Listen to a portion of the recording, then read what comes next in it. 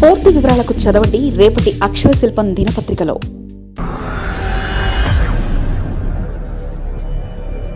విజయసాయిరెడ్డి మనసులో మెదులుతున్న మర్మం ఇదేనా?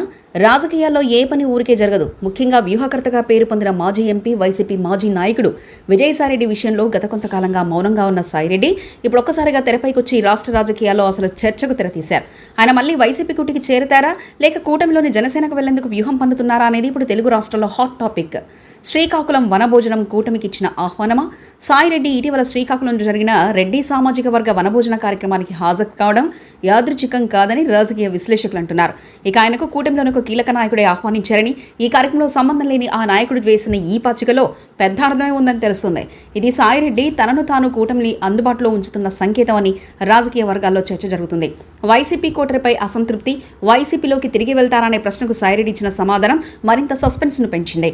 ఆయన ఆ ప్రశ్నను నేరుగా ఖండించకుండా ఇది ఊహాజనిత ప్రశ్న అని చెప్పడం వెనుక ఓ వ్యూహం దాగి ఉంది. ముఖ్యంగా ఆయన జగన్ చుట్టూ ఒక కోటరీ తయారైందని వ్యాఖ్యానించడం వైసీపీలో దూరంగా ఉండడానికి గల అసలు కారణాన్ని బట్టబయలు చేసింది. పరోక్షంగా పాత మిత్రుడు జగన్ పైన ఆయన అసంతృప్తి బాణాన్ని ఎక్కుపెట్టారని విశ్లేషకులు భావిస్తున్నారు. జనసేన ఆప్షన్ సాయిరెడ్డి తన భవిష్యత్తు ప్రణాళికలను తెలియజేస్తూ జనసేన అధినేత పవన్ కళ్యాణ్తో తనకు 20 సంవత్సరాల అనుబంధం ఉందని ప్రకటించడం అతిపెద్ద రాజకీయ మలుపు. తానెప్పుడూ పవన్ను జనసేనను విమర్శించలేదని చెప్పడం వెనుక ఆ పార్టీలో వెళ్లడానికి మార్గం సుగమం చేసుకుంటున్నారనే అభిప్రాయం వ్యక్తమవుతుంది. ప్రస్తుతం తెలుగుదేశం పార్టీ టీడీపీలోకి వెళ్లే అవకాశం లేదు, బీజేపీ అవకాశాలు తక్కువ.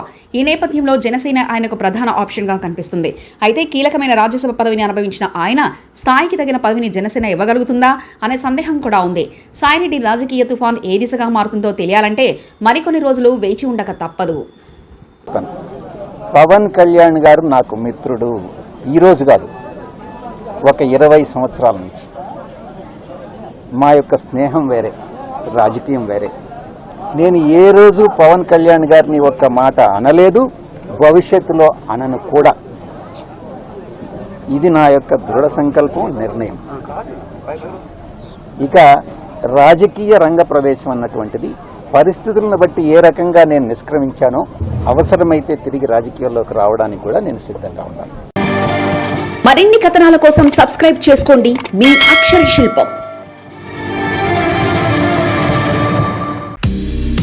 పూర్తి వివరాలకు చదవండి రేపటి అక్షర శిల్పం దినపత్రికలో.